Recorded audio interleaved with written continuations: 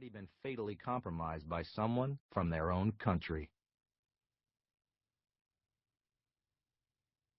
Anna Riley drifted in and out of sleep, the warm sun enveloping her in a hazy dream. Her bronzed skin glistened with a mixture of sweat and sunscreen. A slight afternoon breeze floated in off the ocean. It had been the perfect week. Nothing but food, sun, sex, and sleep. The ideal honeymoon. A small resort on a remote Caribbean island with their own secluded cabana, gravity pool, and beach. Total privacy. No TV, no phones, no pagers, just the two of them. She opened her eyes a touch and looked down at her wedding ring. She couldn't help but smile.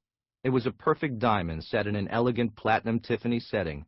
Not too big, not too small. Just right. Most important, though, it was from the right man. The man of her dreams.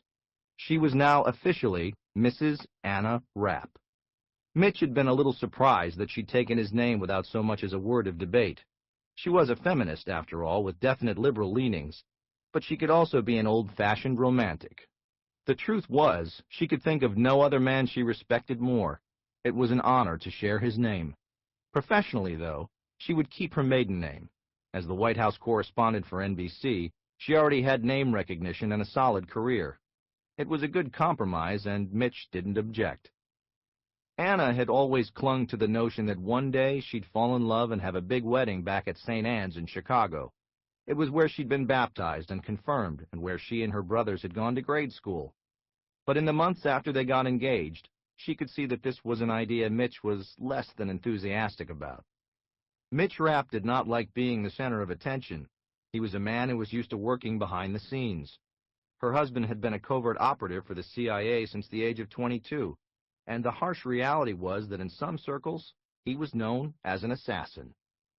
In the months before their wedding, during the confirmation hearing for Mitch's boss at the CIA, a member of the House Intelligence Committee had leaked Mitch's story to the press in an attempt to derail Irene Kennedy's nomination as the next director of the Central Intelligence Agency.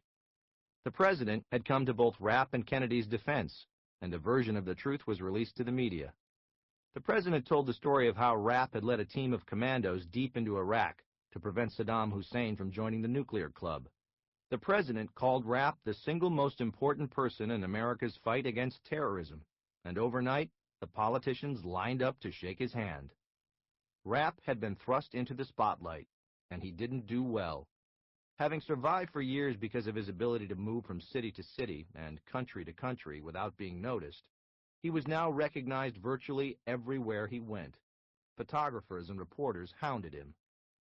He was now a marked man.